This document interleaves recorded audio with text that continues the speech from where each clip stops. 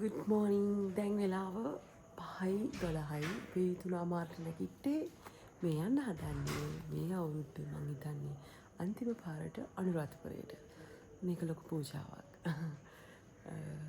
ඇත්තටම හිතුවේ නෑ මේ වගේ කාලෙක යන්න හම්බෙයි කියලා. අපි මාර්තු මාසේ ගියා. ඉතින් මේක හම්බුනේ ලොකු අවස්ථාවක්. ගොඩක් දේවල් අපි කරන්න ලෑස්තිලා ඉන්න ඕනේ. පෙබරවරි ටික ලෑස්ති කරන් ඉන්නේ. කට්ටිය එනකන් ඉන්නේ ඉතින් යන්න. අපි එහෙනම් හම්බෙමු. ඉතින් අපි අනුරාධපුරය බලා පිටත් වුණේ මෙන්න මෙහෙම. මේ බෙල්ලන්විල පාක් එක හරිම ලස්සනයි නේද අහස? මම හැමදාම ආස උදේට නැගිටලා මේ අහස බලන් ඉන්න. ඉතින් අපි දැන් මේ නතර වුණා ටිකක් තේ බොන්න කරන්න. මෙතන තමයි අපි කෑවේ. අපි යන්න කලින් කෑම ගත්තේ මෙතන. ඉතින් අපේ එක එක්කෙනෙක් එක දේවල් හදාගෙන ඇවිල්ලා තිබ්බා. අපේ අම්මා අඹ මාළුව පරිප්පු හැදුවා, කට්ටියක් පාන් ගෙනාවා, මීනුවක් කළා වඩේ ගෙනාවා. ඔහොම අපි කට්ටියම මේ කෑම බෙදාගෙන ඉතින් මේ දැන් උදේ කෑම ගන්න ගමන්.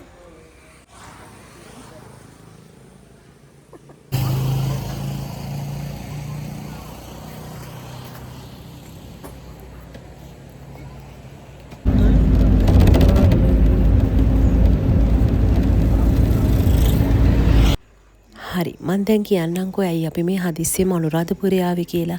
කිඳිල්පිටිය තේවාලෙන් ලොකු පින්කමක් ලෑස්ති කරා. ඒ කියන්නේ මෙච්චර කාලෙකට අනුරාධපුර වන්දනා කරලා නැති ශ්‍රී මා බෝධිය රුවන්වැලි සෑය වන්දනා නොකරපු අයට සිල් ගන්න සලස්වලා ඒ වන්දනාමාන කරන්න අවස්ථාව ලබා දෙන පින්කමක් කිඳිල්පිටිය දේවාලයෙන් සංවිධානය කරා.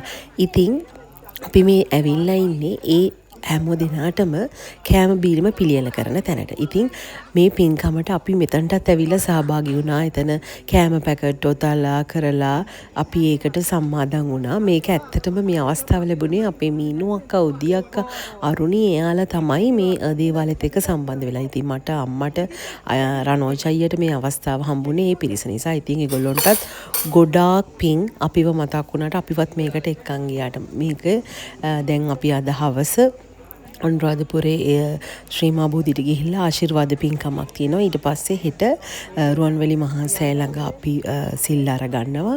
අපි ඊටත් කලින් පාන්දර යනවා තවත් විශේෂ වැඩකට. මේ වීඩියෝ එක දිගටම බලාගෙන ඉන්න.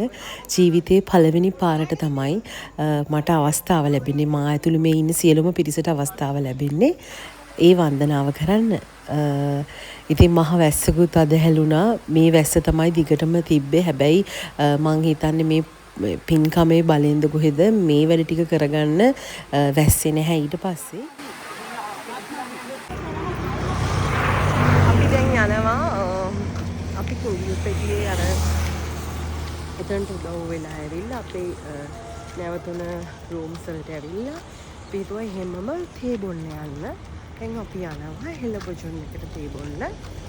තේ බීලා ඇවිල්ලා පොඩ්ඩක් කරලා හොස්ටල් අපි ශ්‍රී මා බෝධියට යන්න ලෑස්ති වෙලා ඉන්නේ. අපේ කට්ටිය මම පෙන්නන්න.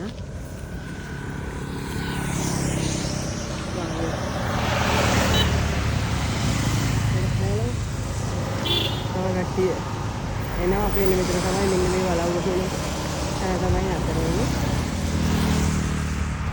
මේ අනුරාධපුර පාර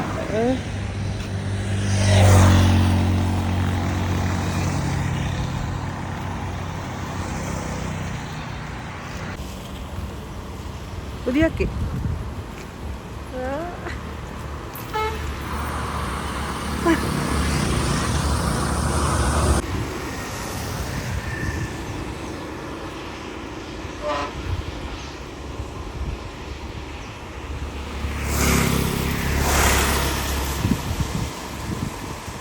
හෙළබොජොන් එක හොඳයි. අපි කලින්ත් මේකෙන් කාලේ තියෙනවා.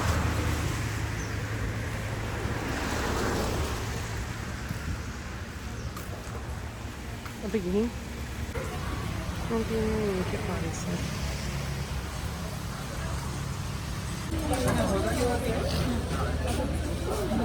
වීඩියෝ එකක් කරමුද මේකට වෙන දේ මොකද්ද කියලා. ඉන්න පොඩි එකක් ආප්පයක් කාලා මොනවා කරත්තද? ඔගොල්ලෝ කන්න. ඒකේ එන්නේ ආප්ප දාලා ඉවර කරනවා. ආප්ප 11ක ඕඩර් කරේ. මම පොත් දිගටම ආප්ප දාගෙන යන්න ගියේ. අයි මොනවා? කන්න තියෙනවා. ගන්න දෙන්න. හරි ඔයා කන්න. මට බබාගේ ආප්පක් අද අපිට කියලා තියෙන්නේ කන්න හොඳට කියලා. හොඳට කන්න. මේක ගන්න ඔබ ටික එහෙන් ගෙන අපි ගන්න. ලුණු මිශ්‍රයද? ඔලේ වර්ධනය වෙනවා. මේකට ඔලේ අපිට කැමද පේන්නේ කියලා ඉරමන. ඔක්කොම එකයි දෙකයි තුනයි. ආයි මලගාව සල්ලිය. 10යි. මේක අපි වුණා හොඳ. ඉල්ලට මිදිමත් වෙනවා. වීඩියෝ කුඩ. කෑම මේ තේ බොන්නා. එක දෙන්න.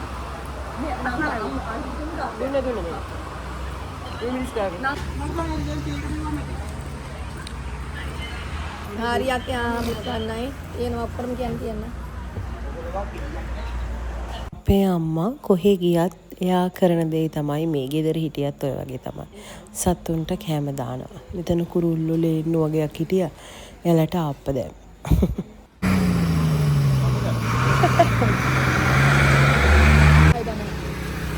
අන්නරුනේ රසයි. අර දෙන්නද?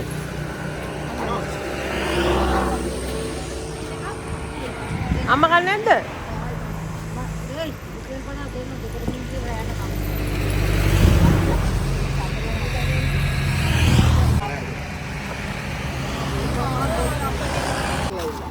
අයියෝ.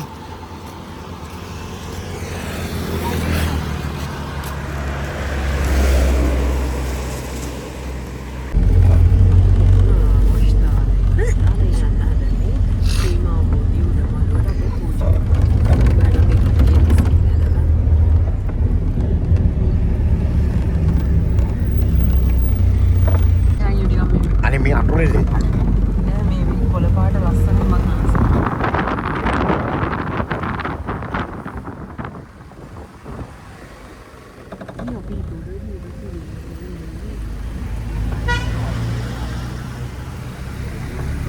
ඉතින් වෙලා අපි කැවිලා ගියා තමයි.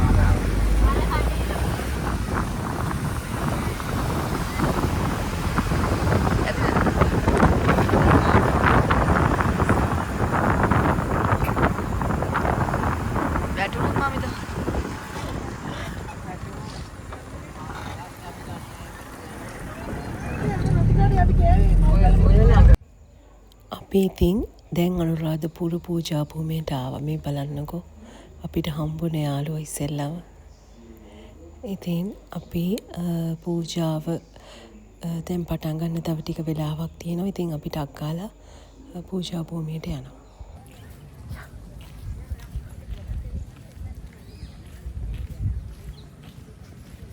ඉතින් මේ ශ්‍රී මහා බෝධියට ඇතුළු වෙනවා. අපි පූජාව පටන් ගන්න. දැන් මේ නිසා ඉක්මනට යන්න ඕනේ.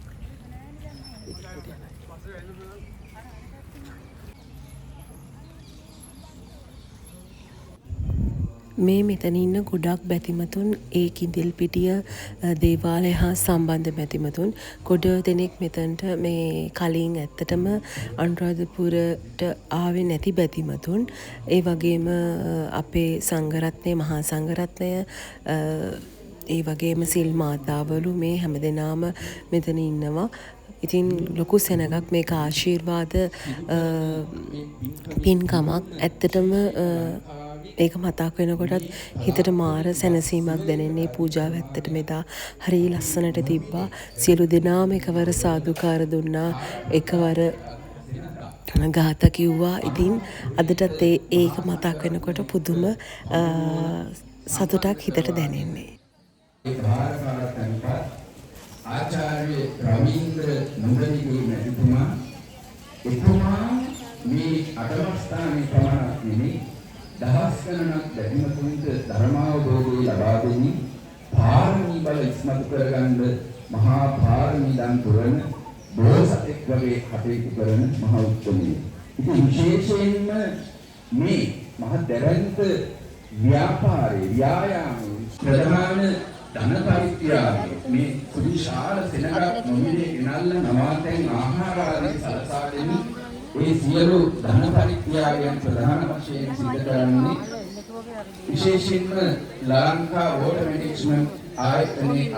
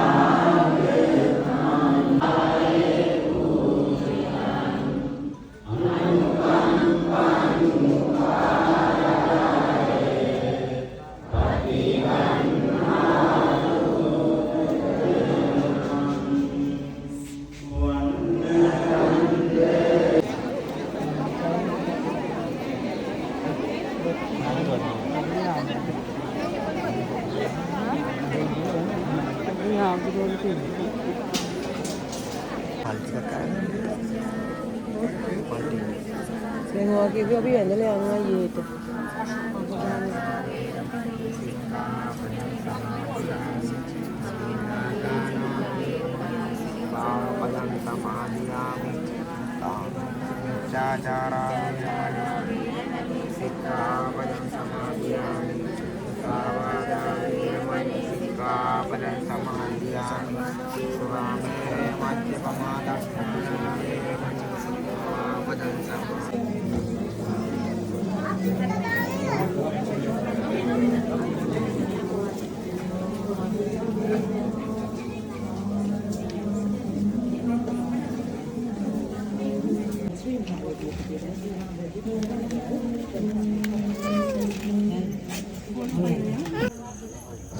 අපි දැන් අපේ පූජාව ඉවර වෙලා ආයෙ යනවා.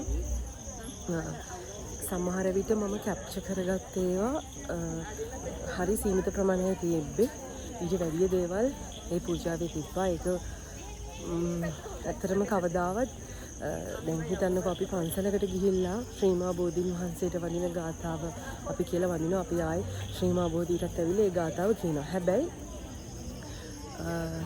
පිරිස 500ක් 600ක් එක්ක ඒ ගාථාව කියලා වන්දම ඒ ලැබෙන බුද්ධාලම්බන ප්‍රීතිය කියලා අපි ඒකට කියන්නේ. ඒක මාර අමුතු දෙයක්. ඒ සමාවෙන්න මම කීපෙදී ඒ බුද්ධාලම්බන ප්‍රීතිය ඇත්තටම හරිම පුදුම දෙයක්.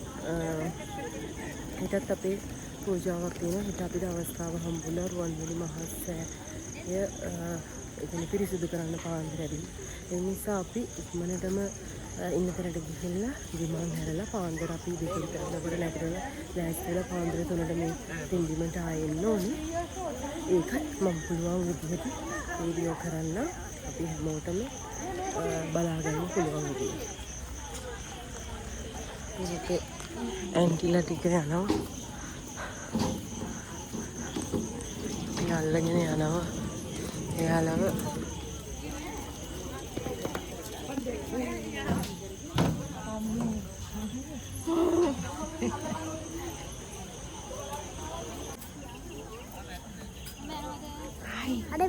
ඔයා බුදුන් වැන්දද පුතේ?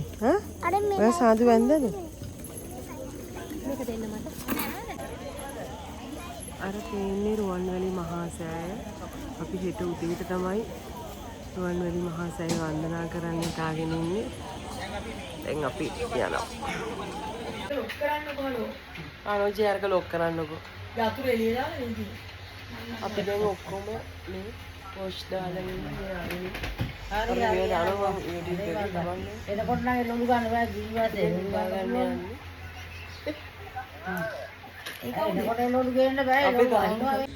අපි පාන්දර 1ට නැගිටලා දැන් වෙලාව 2:03යි. කට්ටිය ලෑස්ති කරගෙන ආවා. මෙන්න අපේ කට්ටිය. අපි දැන් මේ අමදින්න යන්නේ අපේ මහා චෛත්‍ය රාජ්‍ය ස්වර්ණමාලී මහා සෑරඳුල්. කවදාවත් මේ අත්දැකීම හම්බෙලා නැහැ ජීවිතේ. ඉතින් මේක අමුතුම දෙයක්. මට පුළුවන් විදියට මම මේ පෙන්නනවා.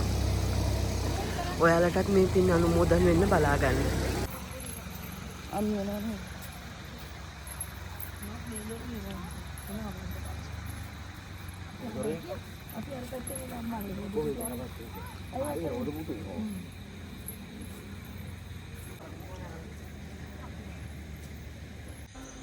මේ වීඩියෝ එක ගන්නකොට පාන්දර 2:08 වෙලාව. මේ හැමෝම ඇත්තටම වචනයක්වත් කතා නොකර හිමීට ඉන්නේ මහා ලොකු පුණ්‍ය කර්මයකට ලෑස්ති වෙන ගමන්. ඒ කියන්නේ මෙතන ඉන්න පිරිස සියලු දෙනාම දැන් අපි දකින්නවනේ පාන්දර 5ට රුවන්වැලි මහා සෑයට අපි යනවනේ පහමාරට පූජාවට කිරිපිටු එහෙම හදාගෙන. ඊට කලින් මේ විදියට හැමදාම මේක පිරිසිදු කරනවා අපේ රුවන්වැලි මහා සෑය. අපි වගේම මිනිස්සු තමයි ඒක කරන්නේ. ඉතින් මටත් ඕකේ අපි පාන්දර යනකොට ප්‍රශ්නයක් වෙලා තිබ්බා. හරි ලස්සනට අස්පස් කරලා තියෙනවා. කවුද එහෙම අස්පස් කරන්න කියලා. ඉතින් අපිට මේ අවස්ථාව හම්බුනේ පෙර කළපු මොකක්ම හරි කුසල කර්මයක් නිසා. ඇත්තටම මේක හැමදාම අවුරුදු 9ක් තිස්සේ කරන මාම කෙනෙක් මෙතන හිටියා. ඇත්තටම අපිට එකක්වත් වීඩියෝ කරගන්න හම්බුන්නේ නැහැ. එන්න කලින් අපි ෆෝන් ඔක්කොම ඔෆ් කරා. වචනයක්වත් කතා නොකර තමයි අපි මේ සියලුම වැඩ කරේ. ඒ මාම අපෙන් ඉල්ලීමක් කරා වචනයක්වත් කතා කරන්න එපා, ෆෝන්ස් තියෙන ඒවා ඔක්කොම ඕෆ් කරගන්න කියලා. ඉතින් අපි ඒ විදියටම මේ මහත්මයා කියපු විදියටම අපි මේ දේ පිළිපැද්දා. ඇත්තටම මේ අවස්ථාව අපිට හම්බුනේ මීනුවක්ක නිසා. මීනුවක්කට පින් සිද්ධ වෙන්න තමයි අපි මේ කුසල කර්මය කරගත්තේ. ඇත්තටම පහමාර වෙනකම්ම අපි අපේ මළුව ආස්පස් කරලා අතු ගාලා ඇත්තටම හරිම මහන්සිය උනට චුට්ටක්වත් මහන්සිය දැනුන්නේ නැහැ. අපි ඒක පුදුම ආසාවකින් කරා. පහමාරට පස්සේ අපි මේ පිරිසව හැමෝම ගෙන්නලා ඒ මාම ඇත්තටම හරිය ලස්සනට දේවල් ටිකක් පැහැදිලි කරා. එතන අපිට ඇත්තටම එතන හිටපු හැමෝම වගේ ඇස්වල කඳුළු අපි ඇඬුවා. එයා ඒ කිව්වේ මේක ඒ කුසල කර්මය ගැන. ඒ කියන්නේ අපි පාන්දර 2ට මෙතනට ඇවිල්ලා අඟපත හොදලා ලෑස්ති වෙලා මේ රුවන්වැලි මහා සෑය මේ විදිහට පිරිසිදු කරන්න ලැබුණේ අපි කළපු කළ කුසල කර්මයක් නිසා කියලා. ඉතින් අපේ අම්මලත් ඒකට ඇත්තටම එයාලා වයස වුණාට ඇත්තටම හරියට ඒ වැඩ කරා. ඉතින් එකක්වත් කැප්චර් කරගන්න හම්බුන්නේ නැහැ. මොකද අපි ඒකට ගරු කරන්න ඕනේ. අපි එතන ඒ අපෙන් ඉල්ලපු දෙයට අපි ඒක එයාලා අපිට දෙයක් දෙනවා වගේම අපිත් ඔහුට ගරු කරන්න ඕන නිසා අපි කිසිම දෙයක් වීඩියෝ කරේ නැහැ අපි ඇතුළට ගියාට පස්සේ.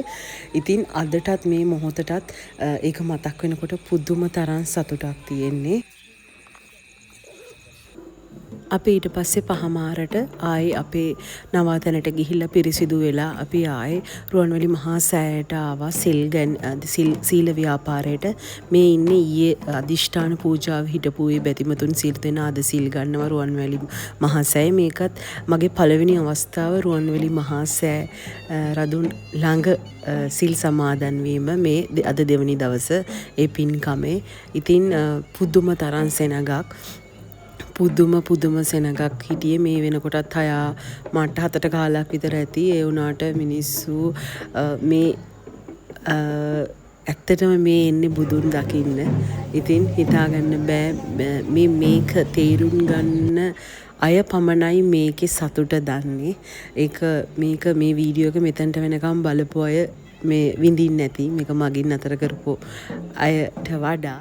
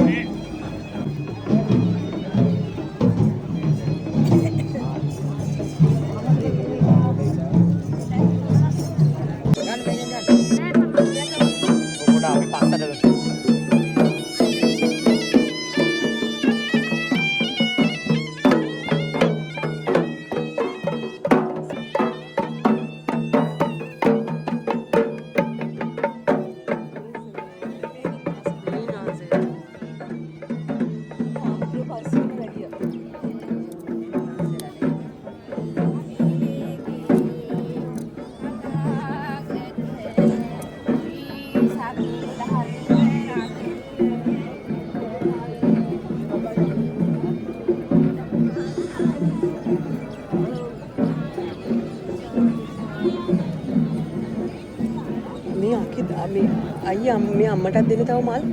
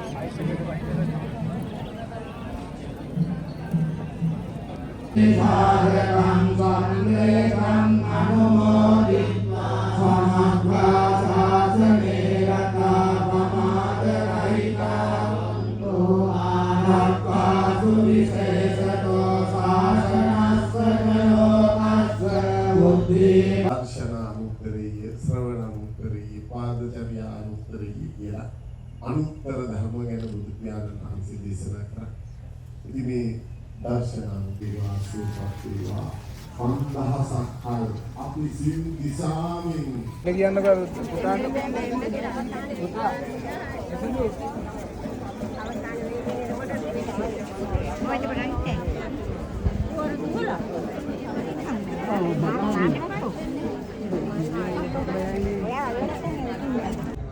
Piso Bhagavan Samma Sambuddho Charana Sampanno Sugato Lokavidu Anuttaro Purisa Dhamma Sarathi Satta Deva Manussanam Buddho Bhagavati.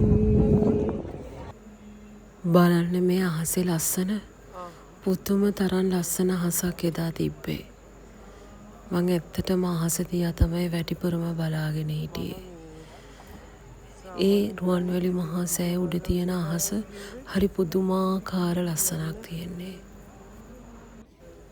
මේ අපේ අම්මා ආයේ බලු යාළුවෝ හොයාගෙන ගිහිල්ලා බිස්කට් දානවා කන්න. කොහෙන් බිස්කට් කොයි වෙලේ ගත්තද මන් නම් දන්නේ. අපි පොලිසියෙනුත් අහලා එයාලා ගාවින් අයටත් කෑම දැම්ම මේ වගේ. මෙයාගේ ලොකුම වැඩේ තමයි මේක පව් බබා පව් පුතේ ඒගොල්ලොන්ට කන්න ඉල්ලන් කන්නද කියලා කොහේ ගියත් දානවා කෑම. මේ කටුසෑයට ඇවිල්ලා ඉන්නේ වෙලෙත් අම්මා එතන හිටපු වල්ල පූසන්ට කෑම දැම්මා. ඉතින් එයාගෙන් මම ඉගෙනගත්ත තවත් දෙයක් තමයි ඒක. මටත් දැන් ඒක හරියට හුරු වෙලා. අයියටත් හුරු වෙලා අපේ රණෝජ් අයියට. එයත් ඒ වගේම තමයි අපේ අම්මයි අයියයි දෙන්නම ටිකක් එක වගේමයි. ඒ ගතිගුණ ගොඩක් එක වගේ. මේ කටුසෑය. මේ කටුසෑය ගැන විස්තර දන්න අය ඉන්නවනම් දාන්න අපිට. අපි පළවෙනි සැරේට මෙතනට ආවේ.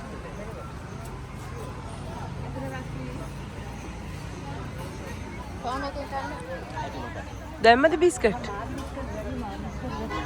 අයියේ අපි ඉතින් වැස්සත් අරගෙනම ආයි කොළඹෙන්න පිටත් වුණා. ඒ එන අතරමඟදී අපි අපේ මිනු අක්කගේ නෑදෑ ගෙදරකට ගියා දවල් කෑමට. අනේ යාලා ගොඩාක් මහන්සි වෙලා අපිට දවල් කෑම හදලා තිබ්බා.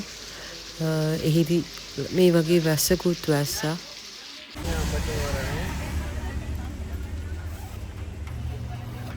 උදියක් අඹ තෝරන කාටද කිව්වද? අඹ තෝරලා අඹ අරගත්තත් ඉවරයි.